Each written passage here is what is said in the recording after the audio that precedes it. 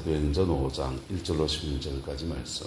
아나니아라는 사람이 그의 아내 삽비라와 더불어 소유를 팔아 그 값에서 얼마를 감춤해 그 아내도 알더라. 얼마만 가져다가 사도들의 발 앞에 두니 베드로가 이르되 아나니아야 어찌하여 사탄이 내 마음에 가득하여 내가 성령을 속이고 땅값 얼마를 감추었느냐. 땅이 그대로 있을 때에는 내 땅이 아니며 판 후에도 내 마음대로 할 수가 없더냐. 어찌하여 이 일을 내 마음에 두었느냐. 사람에게 거짓말한 것이 아니요 하나님께로다. 아나니아가 이 말을 듣고 엎드려져 혼이 떠나니 이 일을 들은 사람이 다 크게 두려워하더라. 젊은 사람들이 일어나 시신을 싸서 메고 나가 장사하니라. 3시간쯤 지나 그의 아내가 그 일이 일어난 일을 알지 못하고 들어오니 베드로가 이르되 그 땅 판값이 이것뿐이냐 내게 말하라 하니 이르되 네 이것뿐이라 하더라. 베드로가 이르되 너희가 어찌 함께 꾀하며 주의 영을 시험하려 하느냐. 보라 내 남편을 장사하고 는 사람들의 발이 문 앞에 이르렀으니 또 너를 메어가리라 하니 곧 그가 베드로의 발 앞에 엎드러져 혼이 떠나는지라. 젊은 사람들이 들어와 죽은 것을 보고 메어다가 그 남편 곁에 장사하니 온 교회와 이 일을 듣는 사람이 다 크게 두려워하니라. 아멘. 성경의 말씀 안에서 우리가 때로는 참 아멘하기 어렵다. 왜 하나님이 이렇게 하실까라고 하는 구절들이 들어있는데 오늘 본문에 있는 이야기도 이런 이야기입니다.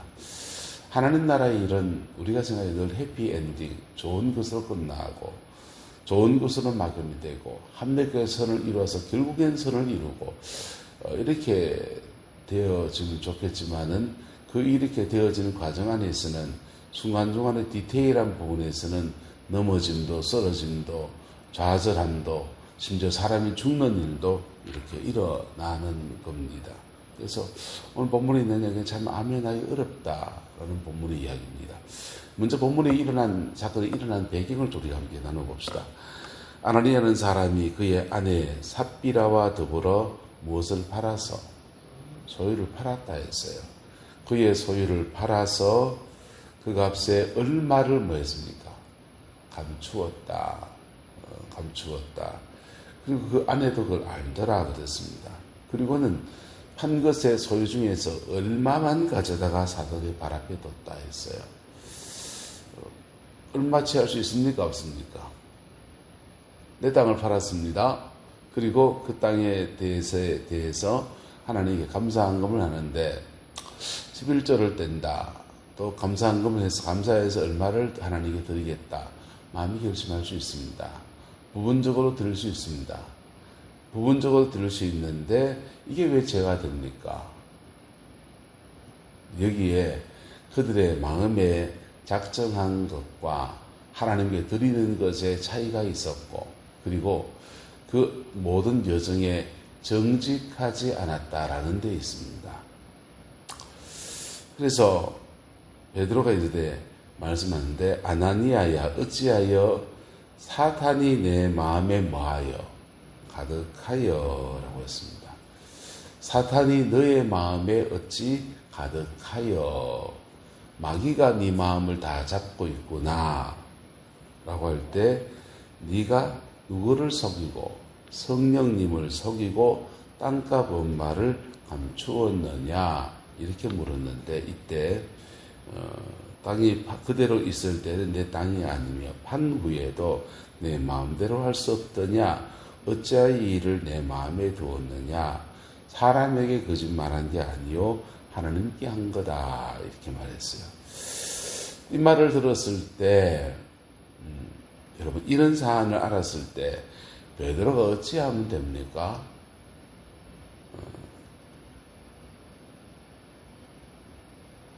우리는 어떻게 하면 되겠습니까? 우리가 만약 베드로라면 아이고 하나님이 이만큼이라도 가져오니 너무 감사합니다. 이렇게 받는 게 맞겠습니까?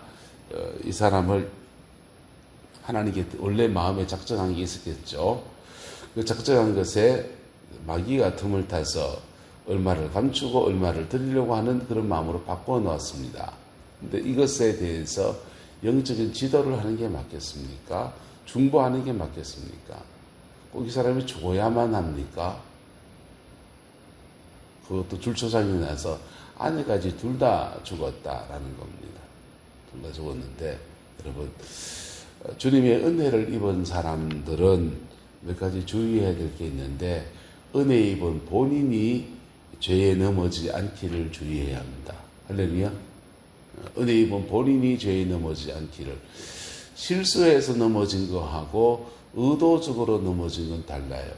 주로 하나님의 은혜를 입은 사람들이 의도적으로 넘어지는 부분들은 재정의 문제입니다. 재정의 문제예요. 의도적으로 넘어지는 건 돈 문제입니다. 돈 문제는 그렇게 결정하지 않을 수 있는 수많은 고민들을 지나면서 결정합니다. 그래서 돈 문제는 의도성을 가지고 넘어집니다. 말씀의 원리와 뜻을 아는데도 넘어져 버립니다. 스스로 넘어집니다. 성 문제는 좀 달라요. 성 문제는 그가 가지고 있는 욕구와 충동적인 죄성들이 발동해서 한순간에 넘어집니다. 그의 가치가 이렇게 넘어져야지라고 결단해서 넘어지지 않습니다. 주로 약해서 넘어집니다. 그래서 목회를 하는 사람들은 입도 조심하고 성문제도 조심하고 재정도 조심하라 이렇게 얘기하는데, 입은 그냥 말하다 보니까 말 그래서 그렇고, 설교나 강단에 사람을 치게 되는, 그것도 이게 억눌린 감정을 너무 많이 가지고 있을 때, 그때 사람들이 책망해야 될 때 요만치 책망해야 될 것, 이만치 책망해서 화장법을 써서 책망하게 될 때 혈기나 그런 분노나 이런 것들이 함께 뿜어져 나가요. 그런 부분을 강단사에게 자들은 조심해야 될 부분이지요. 두 번째 조심해야 될 것은 돈 문제입니다. 돈은, 경제 문제는 누구나 다 살아가야 되는 삶에 있어서 중요한 문제예요. 그래서 재정의 문제에 관해서는 누구나 자유할 수 없습니다. 억만금을 가져도 모자라는 게 돈입니다. 그런데 돈 문제는 그의 가치관과 다르게 행동하는데 마음의 결단과 약해서 넘어지지 않아요. 재정에 관해서는 자기의 마음의 결단과 넘어짐의 과정, 심사숙고의 과정을 거쳐서 재정은 넘어집니다. 그래서 말씀을 붙들지 않는 사람들은 목사로서의 권위를 이렇게 가지고 목회를 해나가는 과정에서는 다음 목회를 위해서라도 내가 이래야지라고 생각하는 분들이 계셔요. 그런데 은퇴를 할 때 왜 자꾸 문제가 생기냐? 은퇴 이후에 목회를 하지 않는다고 생각하니까. 더 이상 목회하지 않는데 내가 참을 필요가 뭐 있노? 이럴 때 아주 속된 현상이 생겨나는 겁니다. 교회에 과도한 전별금을 요구한다든지 이런 것들은 심사숙고해서 심지어 아내와도 의논하고 가족들과 다 상의하고 그를 요구해요. 그래서 목회자가 말년에 처해지는 것은 노년에 처해지는 건 주로 돈 문제입니다. 세 번째, 성문제는 충동적입니다. 성문제는 사람이 가지고 있는 충동적인 면 때문에 그렇습니다. 그래서 잘 해소하고 건전하게 이렇게 자신의 욕구를 풀어나가면서 건전한 가정의 삶을 꾸려나가면서 이렇게 주의 사역을 감당해야 되겠죠. 근데 아나니아 삽비라는 재정의 문제가 있는 사람입니다. 협력은 누구한테나 있습니다. 목회자에게도 있고 아나니아 삽비라 같은 이런 평신도에게도 있습니다. 그런데 이분들이 하나님께 마음이 11조를 드리겠다라고 해서 11조 드리면 됩니다. 땅값 팔았는데 그 중에 다음 살 집을 위해서 이만큼 우리가 뗐고 나머지 이 부분은 하나님께 드리겠습니다. 이래도 괜찮습니다. 근데 문제는 여기에 정직함이라는 것이 없었다라고 하는 겁니다. 근데 그러면 정직하지 않는 헌금을 하는 사람이 여러분, 조선팔 때 얼마나 많습니까? 다 죽어야 됩니까? 신앙의 정도도 있고 믿음의 척도도 다 다른데 다 죽어야 됩니까? 이때 따라서 중보자가 필요합니다. 베드로의 사역 초기에 초대교회는 굉장히 극단적인 종말론적인 윤리를 가지고 있어요. 그래서 예수님의 재림이 곧 가까이 임박한 줄 알았습니다. 그리고 그 종말론적인 신앙은 종말론적인 삶을 요구합니다. 주님께 전부를 다 드리는 종말론적인 삶으로 나타나는 겁니다. 우리나라의 종말론적인 삶과 신앙이 굉장히 강한 데는 신천지입니다. 신천지 사람들은 종말론적, 내일 주님이 오신다라고 하는 종말론적 신앙이 강해요. 그래서 그들은 자신의 생업과 이 모든 것을 다 내려놓고 전 재산을 다 드리고라도 거기 14만 4천에 내가 들어가야 되겠다라고 생각하는 것입니다. 근데 초대교회도 그 신천지학은 같은 교리적인 이단은 아니지만은 종말론적인 신앙이 강했습니다. 그래서 자신의 소유 전부를 다 드리고 하나님께 헌신하는 것이 비일비재했습니다. 이 예루살렘 교회가 시간이 지나보니까 예수님의 재림이 지체되거든요. 그때부터 이런 전부를 드리는 신앙의 사람들이 줄어듭니다. 그리고 사도 바울이 안디옥 교회를 같이 섬기고 이방 땅에 선교 여행 떠날 때 그 이방인들 중에서는 자신의 전부를 드려서 교회를 섬긴 그런 것보다는 11조를 드리고 정한 헌금을 드리고 작정한 헌금을 드리고 하는 그런 자기의 재정에서 일부를 떼어서 하나님께 드리는 신앙으로 바뀌어져 있습니다. 근데 종말론적인 신앙이 강한 사람들은 굉장히 극단적인 철저한 천국의 신앙의 윤리를 요구해요. 그렇게 요구하고 그렇게 살아내려고 하는 몸부림들이 있습니다. 베드로 그런 사람이었습니다. 초대교회 바나바가 그런 사람이었습니다. 근데 그것을 아노니아가 그런 감동이 왔겠죠. 마음에 소원함이 있었겠죠. 그 소원함을 가지고서 결단하고 땅을 팔았는데 팔고 나니까 자기가 생각하는 것만큼 재정이 눈에 보이니까 이분들이 이제 마음이 바뀌어진 겁니다. 여기에 사탄이 개입했다는 것입니다. 사탄이 개입했는데 이것을 사도 베드로가 책망했습니다. 회개하라고 책망을 하는데 책망할 때 거기에 보면은요 얼마를 감추었느냐, 성령을 속이고 땅값을 얼마를 감추었느냐, 이렇게 책망할 때 땅이 그대로 있을 때는 내 땅이 아니며 반후에도 내 마음대로 할 수 없더냐, 어찌하여 이 일을 내 마음에 두었느냐, 하나님 사람에게 거짓말한 것이 아니요 하나님께 하는 것이로다. 코람데오의 신앙이 굉장히 극단적으로 강한 교회가 초대교회입니다. 이 정신은 너무나 본받아야 합니다. 할렐루야.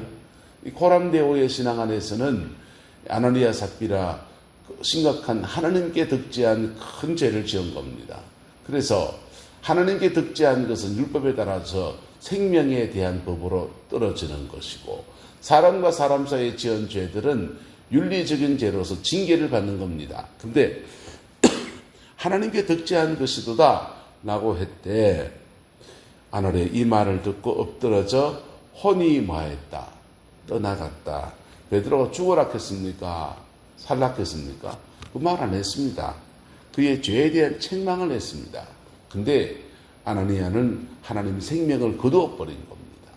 거두어버렸는데 여기에 베드로가 조금만 더 이런 결론적인 얘기하면 좀 그렇지만은 조금만 더 지혜로웠다면 이라는 생각을 합니다.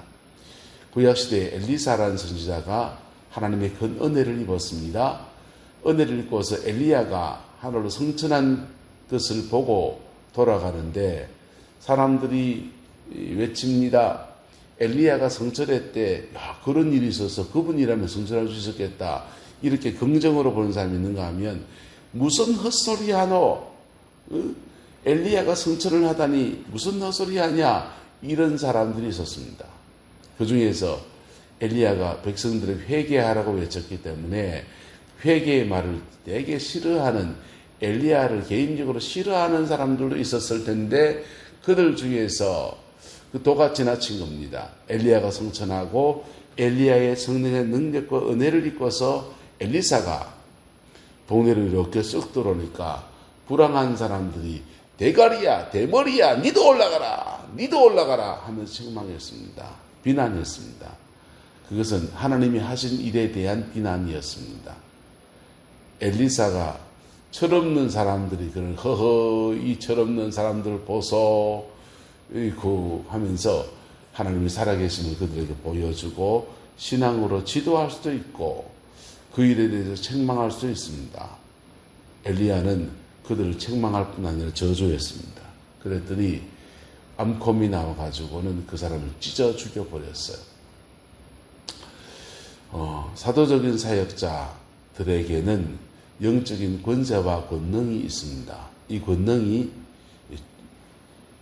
우리는 남들은 모르겠어. 우리는 사역하면서 중보자의 권능으로 풀어지게 되기를 소망합니다. 할렐루야. 중보자의 권능으로 풀어지게 되기를 소망합니다. 그래서 책망하고 권고하고 다시 사람을 세우는 권세로 그렇게 풀어지기를 소망합니다. 엘리사도 사역의 초기, 성령의 능력을 받은 초기에 그의 사역 안에 사람이 죽어나가는 일이 있었고 베드로도 지금 그의 사역 초기의 일입니다. 후반전에 넘어가면 베드로에게 이런 사역이 아마 없었을 거라 생각합니다. 베드로 인생에서 얼마나 이게 마음에 아픈 이야기일까요? 네, 오늘 성경은 이것을 기록해 놓았습니다. 아나니아 삽비라 그리고 아나니아 삽비라가 죽어 장사할 때는 상황이 또랍니다. 3시간쯤 지나서 그의 아내가 그 일어난 일을 알지 못하고 들어왔다 해서 이것도 참 이상합니다. 남편이 죽었으면 죽은 사람에 대해서 소식을 그 가족된 사람의 유가족들에게 알리고 그 장례를 어떻게 할 것을 이렇게 접근해야 될 텐데 그 장례를 누군가 치렀다는 겁니다. 그것도 이상한데 아마 장례를 치르기 전에 임시로 어디 안치해 놓고 이렇게 왔을 수 있겠습니다. 그냥 임시로 놔두고 그리고 이제 3시간쯤 지났을 때인데 베드로가 그의 아내가 왔을 때 당신 남편이 죽었어요. 그리고 왜요? 모르겠어요. 이렇게 책망했는데 그만 죽어버렸어요. 이제 일을 어떻게 하지요? 라고 수습해야 되지 않습니까? 근데 베드로가 말합니다. 그 땅 판값이 이것이냐? 내게 말하라. 예, 이것뿐입니다. 라고 그의 아내가 삽비라가 대답합니다. 베드로가 선포합니다. 너희가 어찌 함께 꾀하며 주님의 영을 시험하려 하느냐? 보라, 네 남편을 장사하고 오는 사람들의 발이 문 앞에 이르렀으니 또 너를 메어 가리라 그랬어요. 저는 잘못했다고 생각합니다. 베드로 사도 잘못했다고 생각합니다. 사도라고 다 옳은 건 아닙니다. 저는 이 베드로 사도가 굉장한 실수를 했다고 생각합니다. 이때 권위하고 권면하고 수습하고 교회를 좀 이분들을 다르게 지도하면 어땠을까라는 생각을 합니다. 저는 제가 주를 섬기면서 이런 일이 안 일어나기를 소망합니다. 안 일어나기를 소망합니다. 이 베드로 편에서 이야기하는 것입니다. 그런데 아나니아 삽비라 편에서 말하면요. 졸지에 흥금들에다가 죽어나갔습니다. 왜 교회에 이런 일이 나느냐? 교회는 하나님의 영광이 운행하는 데입니다. 그래서 하나님의 영광을 평신도든지 목회자든지 영광 안에서 사람을 살리고 영혼을 세우고 이렇게 해야 돼요. 목사도 그래야 되고 평신도 그래야 됩니다. 그런데 그 영광을 침해하는 사람이 있습니다. 한국교회는 이것이 주로 그 역으로 나타납니다. 하나님이 영광을 침해하면 하나님이 그 영혼을 그 사람은 자기도 모르게 하나님을 대적하는 일이 되어집니다. 우리는 교회 안에서 겸허해야 합니다. 그럴 때 주님의 그 영광은 영혼을 새롭게 하고 심령을 변화시키고 구원의 역사를 일으키는 놀라운 능력으로 사용되어집니다. 그 은혜와 축복이 우리 교회 가운데 충만하게 되기를 예수 이름으로 소망하고 기도합니다. 기도하겠습니다. 좋으신 아버지 하나님, 주님의 그 은혜와 사랑을 아버지 앞에 구하고 하나님의 자비하심을 간청합니다. 오 성령님, 우리 인도하여 주시고 오늘 주님의 영광 앞에 겸허한 저희들에게 우리 하나님 인도하여 주옵소서. 주의 평강이 함께해 주시고 하나님의 그 신실함이 우리를 덮어 주셔서 주 안에서 겸비하며 하나님의 거룩하신 뜻 안에서 영혼 살려고 영혼 건지고 영혼들을 바로 지도하는 목회자의 바른 길 저희들 걸어가게 하시고 우리 교회 안에서도 하나님 앞에 호람되어 겸비한 우리의 믿음의 신앙되게 역사하여 주옵소서. 주께서 함께해 주시기 원합니다. 예수님의 이름으로 축복하며 기도드리옵나이다. 아멘.